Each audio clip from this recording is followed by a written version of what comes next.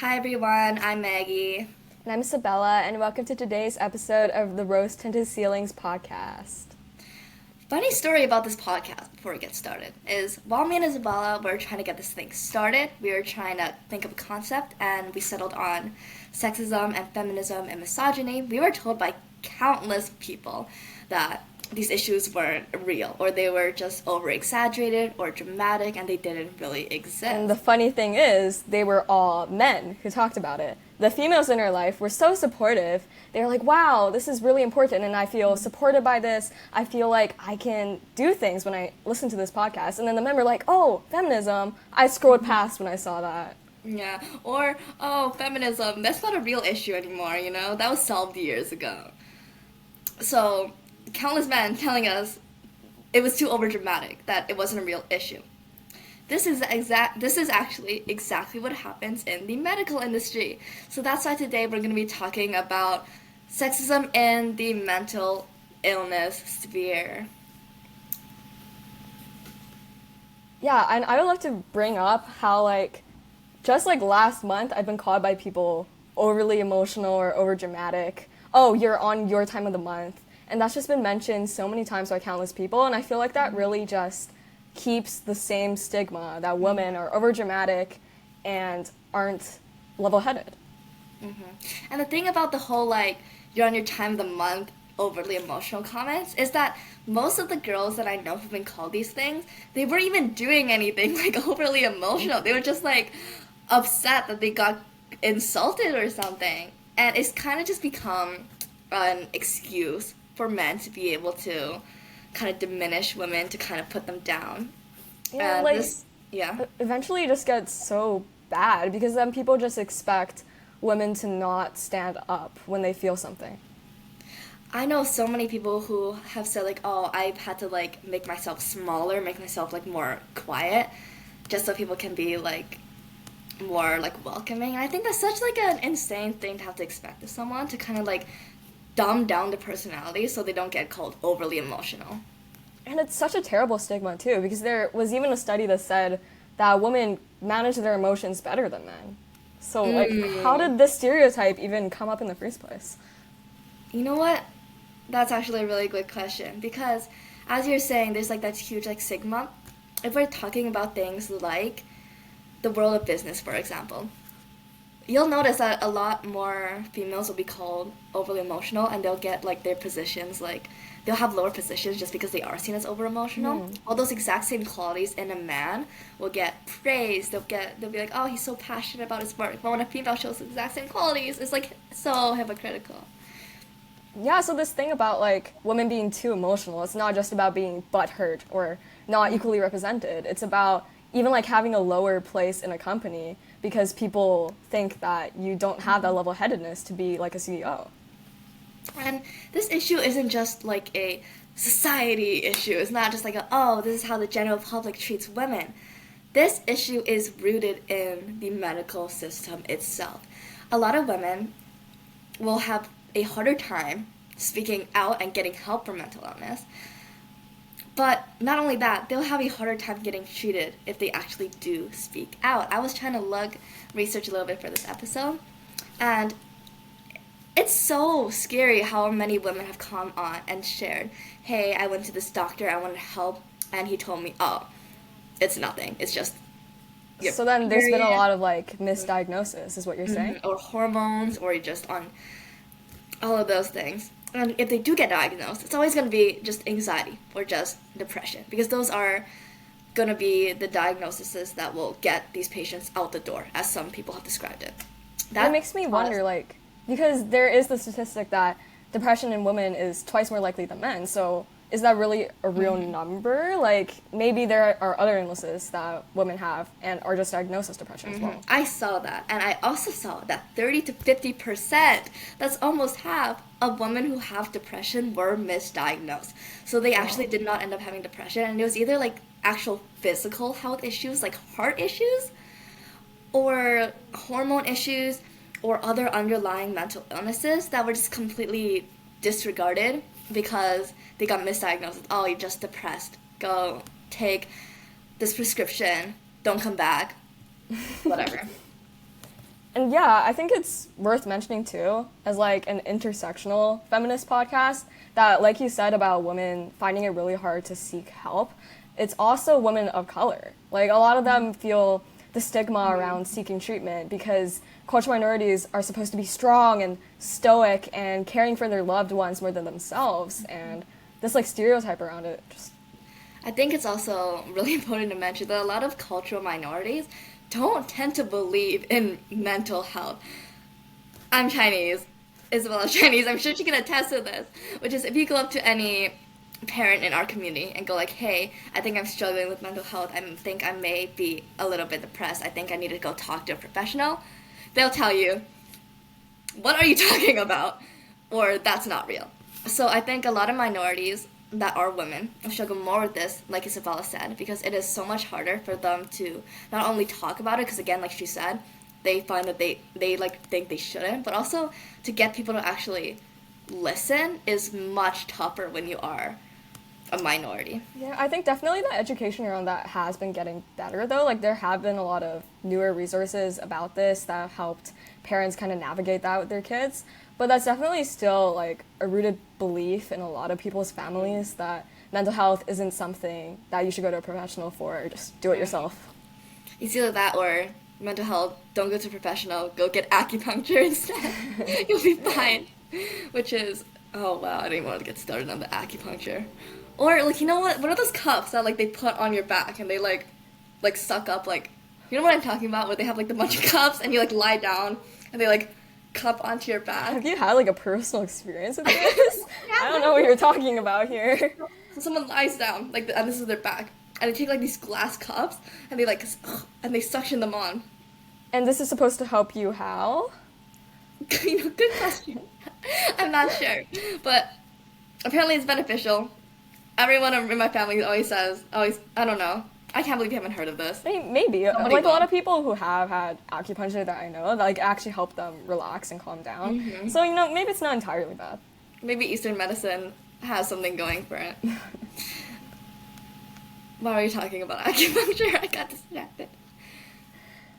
Oh, speaking of entrepreneurs, you did mention, like, in the business field, there actually was this woman who's an actress and an entrepreneur, Kristen Bell. You probably heard of her. She's done a lot of work, like Bad Moms. That's, I think, the only thing I know about. Hold on, wait, I need to Google her so I don't get this wrong.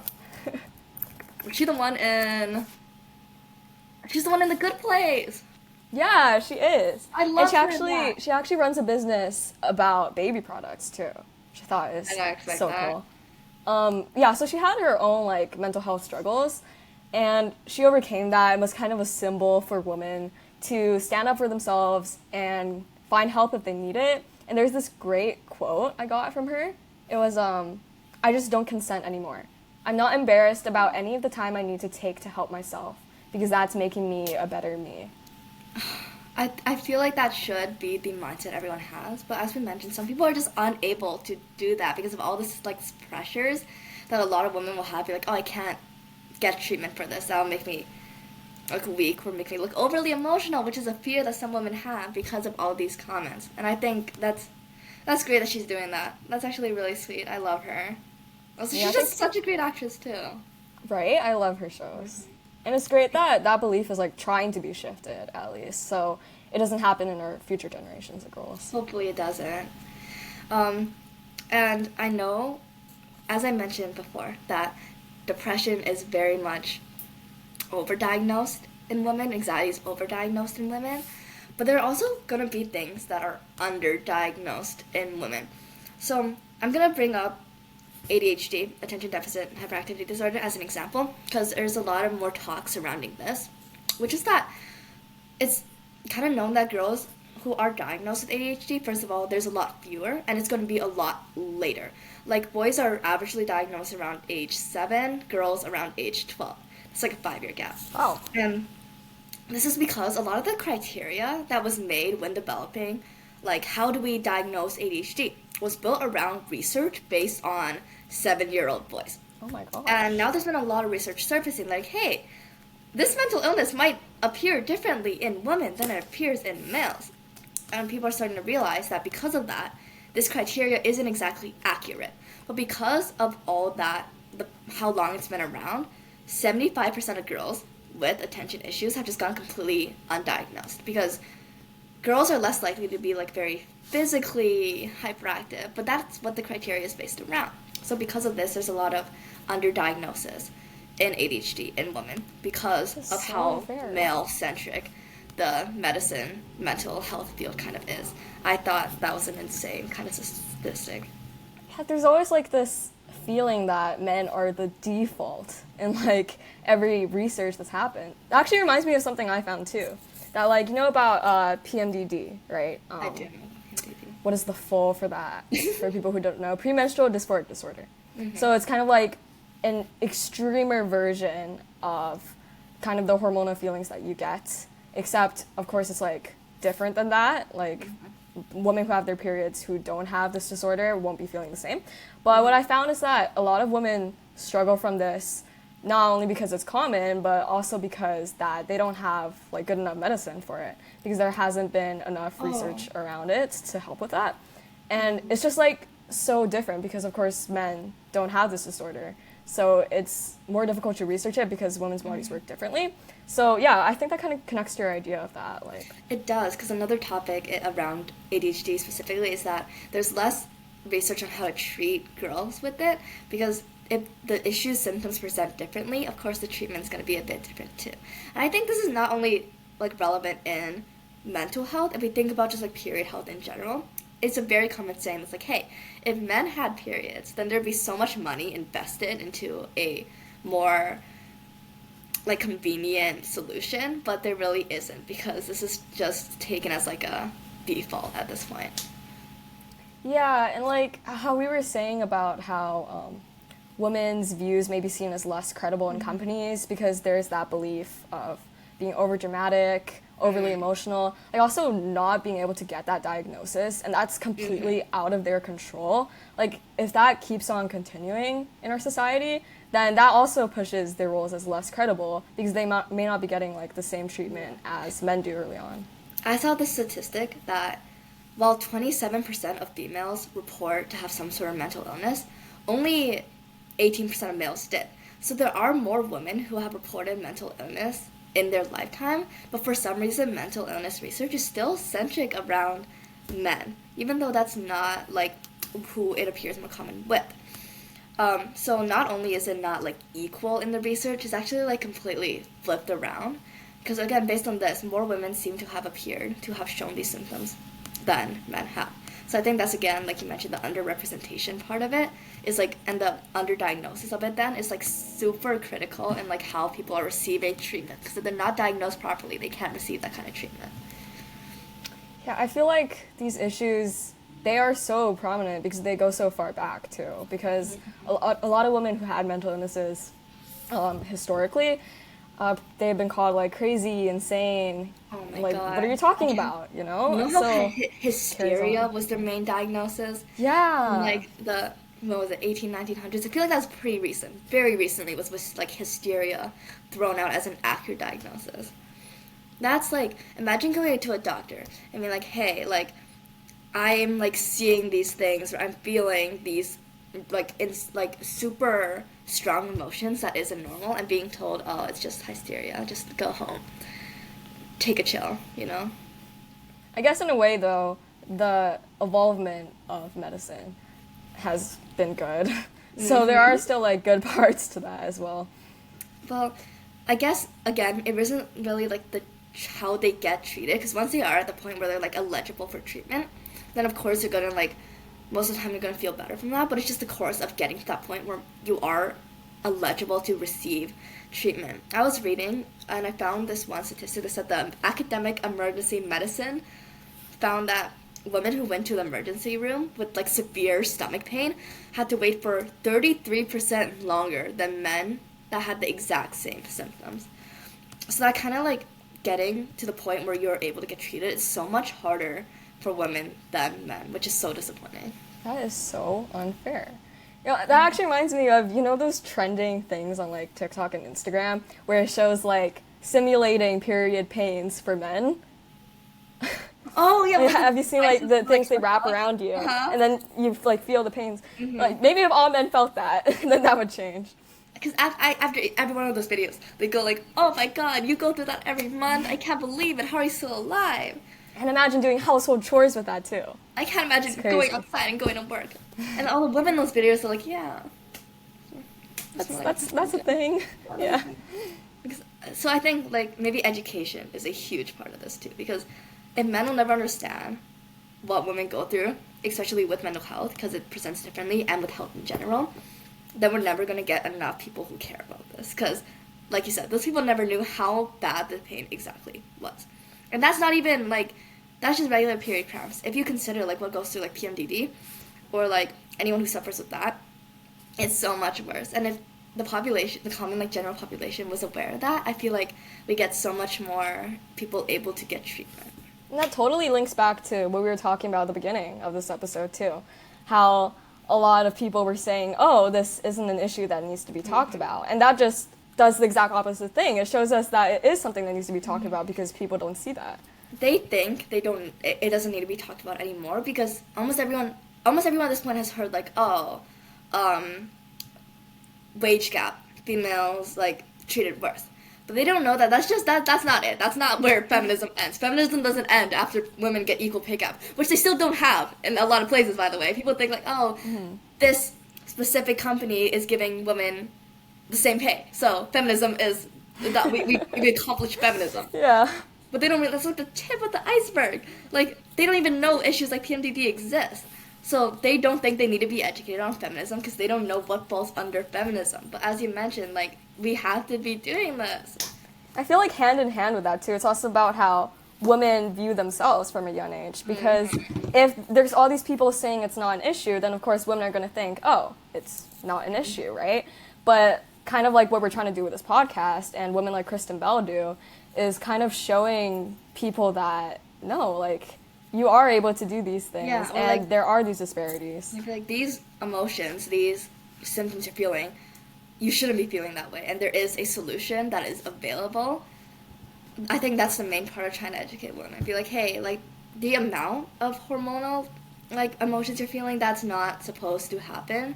You can get treated for that. But a lot of women don't know that. A lot of women go through their lives just believing that the way they feel in their period is normal because they've been told, like, oh yeah, hormones are, like, more, women are so emotional, so they don't realize that this is actually something they could get help for. Yeah, and I feel like along with the education aspect too, we also don't want women to, like, victimize themselves in that way, like thinking, oh, I have to suffer this and men don't, I'm the victim, you know? Like, we want women to be able to take this information and know that they have the ability to make a change. But there's only so much that women can do because, again, there's a lot that happens in the middle of the medical field. I found something that said that, again, going back to women trying to get diagnosed with illnesses like ADHD, they'll go up, they'll present their symptoms to doctors, and then oftentimes ADHD symptoms, anxiety symptoms, they'll overlap. So oftentimes a medical professional will be like, oh, that's anxiety. They don't even test for further illnesses. They don't test for anything like ADHD, and that's why a lot of those problems will just go undiagnosed for the rest of their lives because they have been told by these professionals who should know what they're doing that, oh, it's just anxiety, don't worry about it. I feel like that adds on even more to, like, women not wanting to seek help because then think of receiving that medicine, taking it, and it not doing anything. Then it's like, oh, maybe I really am just overdramatic. That is something I hadn't thought about, but I think that's generally so true because, like, if you're getting misdiagnosed and you get mistreated, like, you get the wrong treatment as well. And I know a lot of times that if you take the wrong medication for a misdiagnosed illness, that can make things a lot worse as well. So I think that's why, like, as I mentioned, more research about how these issues appear in women is so crucial. Because without that research, we're just giving millions of women the wrong diagnosis, the wrong medication. I feel like you can realize how bad that is. Yeah, and then, like, in the long run, we're just widening the opportunity gap between men and women as well. So and because that the women are dramatic thing is so rooted in society now, like, even people who don't know how it comes from, like, a medical standpoint, people who just don't, like, they're not aware of that, they will still believe that women are more dramatic, and they'll still treat women like that. For example, the Eras Tour is happening right now. Taylor Swift is touring around the world. Not to Canada, unfortunately. Okay. Taylor Swift is touring on the Eras Tour. And a lot of people have posted themselves going to the concert and like crying and being super emotional, jumping around, yelling, having the time of their life, seeing their favorite pop star. And they go into the comments, and all these guys are like, is it really that big of a deal? Like, is it that dramatic? Like, chill out. It's like, it's not that deep. But then you go on their profile pictures and you see a clip of them watching sports, and it's them yelling and crying over their football team losing or football team winning. And it's insane how these double standards exist. Women are going to be dramatic for showing their interest. It's normal for men. Yeah, like, we gotta break that stereotype, because that just, like, widens the gap there. It's just And a lot of the time, the over-dramaticness that women show are less harmful for men. For example, a teenage girl being dramatic, jumping around and singing her heart out to, like, You Belong With Me at a Taylor Swift concert. Who does that harm? But then you see so many news articles of men after their football team wins going out and setting things on fire. So it's like, the amount of women being called dramatic for much less dramatic things. Oh wow, that's such an insane topic. It's heartbreaking too, because a lot of teen girls are the people that are having these mental health issues. Oh, definitely. They don't deserve to be treated like that. Mm-hmm. Especially women, how women are viewed in like a fan base of any kind, or they're viewed as like just being like teenage girl fans, and they'll be called over dramatic when the male presence in that fan base is like very similar, and the way they act is very similar. So I think we need to evaluate why we treat women who express feelings and men who express the same feelings in a different way. 100%. Another thing is that a lot of the times when women show mental illness, which is something fundamentally like not right in like the way you're like neurologically built, like it's actual illness, a lot of times it would just be treated as mental health, which is completely different.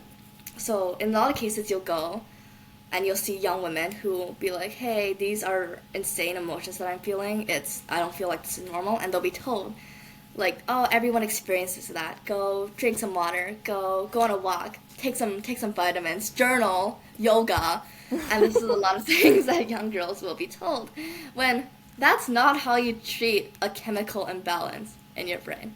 No matter how much water you drink, no matter how many vitamins you take, I think people need to realize that that's not going to change how you feel if there is actually something that is wrong like that.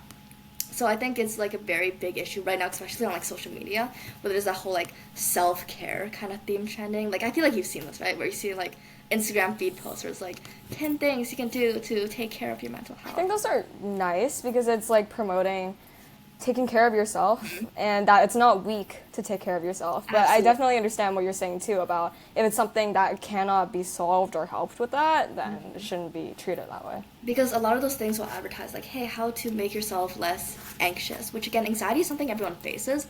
But if you actually have a case of like general anxiety, like a clinical disorder, going on a walk is not going to help that. So I don't know if you know this artist. Her name is Penelope Scott. Yeah. You do know this artist? Okay. I do. She went viral in around 2021. She made a song called Self-Care, where it's just kind of critiquing this kind of concept, where in her lyrics, she mentioned things like drinking honey or like taking vitamins or like doing all these things that are kind of preached at you to fix your mental illness. And the reaction to the song were not nice. Now, I'm not going to comment on how the song sounds. Okay, that's subjective, and don't quote me on that. But a lot of people are criticizing her lyrics. They're saying the lyrics don't make any sense. Like, what is she saying? What is honey? Why are you bringing up vitamins? Well, this is like a very like genuine critique of how people view mental illness treatment. A lot of people, because of how like widespread the education has been, we got to recognize that mental health education has been really, really good in the past few years. But because of how common that has been, a lot of people will not realize that sometimes they're suffering from something that is more than just like COVID depression or like COVID anxiety. That's true, because even though it does help to some extent, like the promotion of self-care, I totally support, but definitely people think that there isn't another side to it. Like that's the only thing that people can do when they have a mental illness. And yeah, definitely the lyrics to her song shouldn't have been slandered like that. Like the lyrics were good and they expressed a serious issue that people were facing, especially in the time of COVID too. Again, not going to comment on the way the song sounds, but definitely the lyrics, she was trying to talk about something that definitely affected her personally. So. I think that's another really common topic you can see where a woman, might be like a celebrity, will come on and talk about her experiences and then immediately just get destroyed by viewers because they'll be like, oh, but she's rich, she's famous, how can she be feeling these things? And I think that just sets us back more than it brings us forward because even more likely that they are in the spotlight, that they can still experience these kind of illnesses, these kind of symptoms. And I think just diminishing these like famous women who speak out is doing a lot less than people think it is. Because definitely people, like young girls especially, look up to these celebrities. Mm-hmm. So seeing these celebrities get like slandered because of speaking up about mental health, that's going to make them not want to speak up about mental health. And that just continues that chain of not speaking up about it and thinking they're overdramatic, over-emotional, all of that. And a lot of people will call these female celebrities and they'll be like, the anxiety is like their fault. For example, a lot of like streamers, like gaming streamers, who are women, have gone on and been like, hey, I'm like so anxious. I've gotten like stalkers. These people have like been like invading my privacy and it's like really negatively affected my mental health. And then male viewers will come on and be like, oh, that's your fault. You put yourself in the public eye. You know, that's on you. Well, these are things that she didn't cause that, you know. None of these no females ever have genuinely tried to make themselves get a mental illness. So again, that stigma just around mental illness in women is, it can be viewed everywhere. It's so apparent everywhere. We really need to normalize talking about mental health, especially for young girls to see this and go, hey, mental health is normal. I can talk about it if I want to. And something that our school has been doing, did in the past school year, if you notice, is that along the walls there were little like QR codes talking about different like mental illnesses, different symptoms that people might be experiencing. And I thought that was super cool because I feel like that education really is what's going to change someone's life and be able to change the way they seek help. That was really nice. I remember like first noticing that with one of our friends and going, hey, what's that on the wall? And scanning it and actually learning a bunch of things that I never knew affected anybody. Yeah, definitely a great thing. But I also did notice that a lot of our friends, even people who were scanning those things and be like, hey, I kind of relate to that, were men. So that kind of goes to show again how maybe younger females, teenage girls are less likely to believe that they have mental illness because they are told that's not a mental illness thing. Again, you're being dramatic. I think that can be observed in many day-to-day life kind of things. Like, one big symptom of, like, actual, like, anxiety disorder, for example, is a fear of, like, public speaking or something like that. But so many, even all kids from a young age, they're told, like, hey, that's normal. And while it is normal to feel nerves in front of people, if it goes to, like, a crippling kind of point, that's a point where you should be seeking help. But because some things have been so, like, pushed to be, like, don't be dramatic, this is normal, it comes to a point where people believe it is, when sometimes it really isn't. Differentiating that is really, really difficult, though. So I don't think that's always, like, related to being a female. Like, I feel like that applies to a lot of people in general. It does.